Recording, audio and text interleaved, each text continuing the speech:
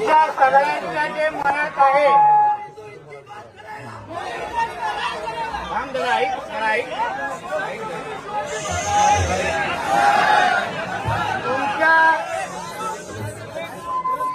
तुमच्या सगळ्यांच्या जे मनात आहे त्या भडव्यावर तेच होणार एवढं मी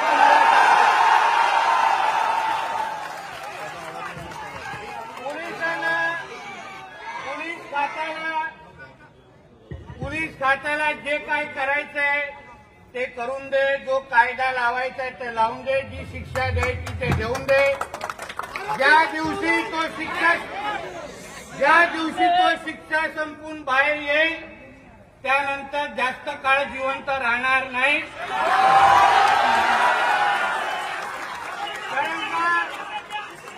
कारण ऐकून घ्या कारण का ही आमच्या आंबेडकर समाजाची यशस्वी तिचं नाव अगर यास्मी नसतं तर आता हे पुरण पेटलं असतं आतापर्यंत. सगळं काय आम्हीच सहन करायचं हे काय कुठे लिहिलेलं नाही. सर्व धर्म समभावाचा ठेका फक्त आम्हीच घेतलेला नाही.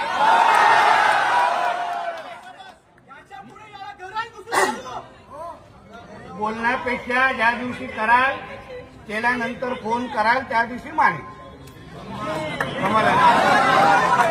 कारण का हिंदू समाज म्हणून आपण अगर आपल्या स्वतःसाठी अगर उभं राहिलो नाही तर हे जिहादी उद्या घरातली मंदिरं पण उचलून घेऊन जातील. एक लक्षात ठेवा. मी काय इथे नुसतं सात्वन करण्यासाठी आणि पोलिसांना भेटून फोटो आणि मीडियामध्ये करण्यासाठी आलेलो नाही. मी आपल्या सगळ्यांना हे आवर्जून मला सांगायचंय,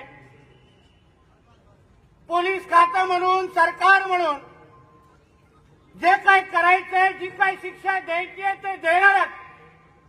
पण ही काय नुसतं एखाद्या दाऊदशेख पुरता विषय नाहीये. हा आपल्या हिंदू समाजाला आपल्या धर्माला संपवण्याचा एक फार मोठा कट आहे. लक्षात ठेवा. 2047 पर्यंत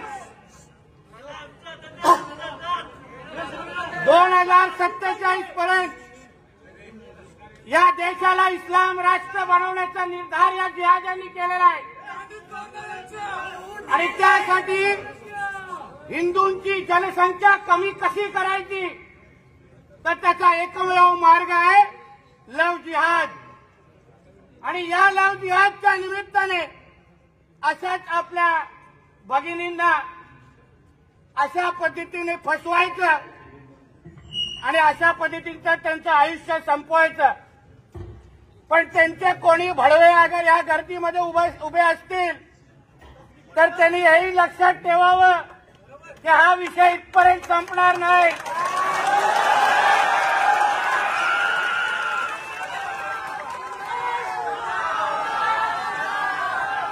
हा विषय इथपर्यंत संपणार नाही. तुमको चुन चुन के मारेंगे.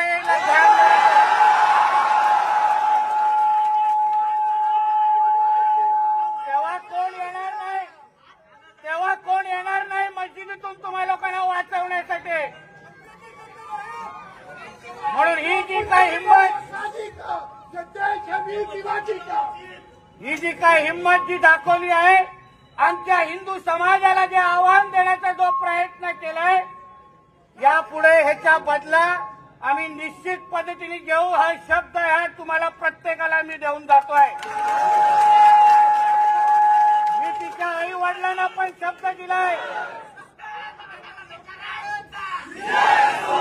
तिच्या आई वडिलांना पण शब्द दिलाय की तुम्ही चिंता करू नका की जसे माझ्या या बहिणीचे व्हिडिओ आणि फोटो सगळीकडे फिरतायत ना, तसे ते भडव्याचे पण फोटो आम्ही तुमच्या समोर व्हिडिओ आणून दाखवू. आपल्याला किती वाटलं आपल्याला किती वाटलं तर हे आपलं तरी आपलं हे जिहादी आपल्या डॉक्टर बाबासाहेब आंबेडकरांचं संविधान मानत नाही, ते शरिया कायदाच मानतात आणि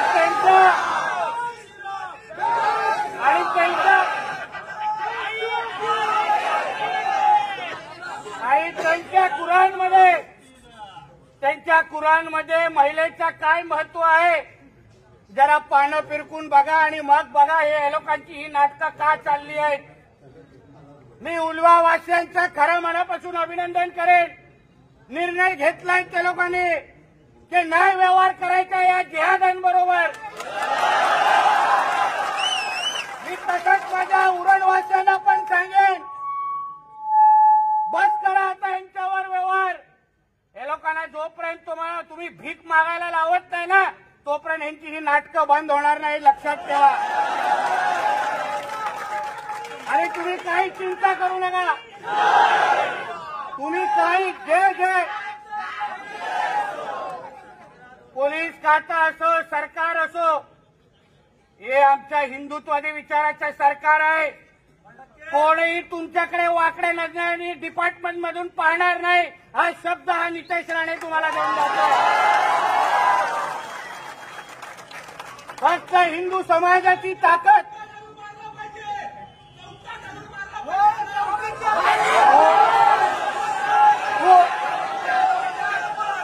तुम्ही फक्त चौक बघून ठेवा, त्या भडव्याला तिथे आणण्याची जबाबदारी आमच्या लोकांची आहे।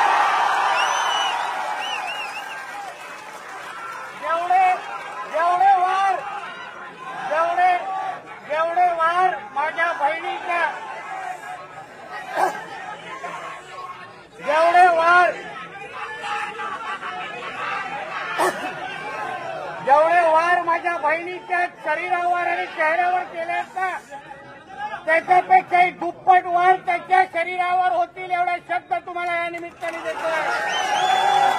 आम्ही काही कायदा हातात घेणारे लोक नाही आहोत, पण आमच्या माता भगिनींच्या पर्यंत पोचण्याची कोण हिंमत करेल तर त्या वडव्यांना जिवंत न ठेवण्याचं पण आमच्या धर्मामध्ये सांगून ठेवलेलं आहे।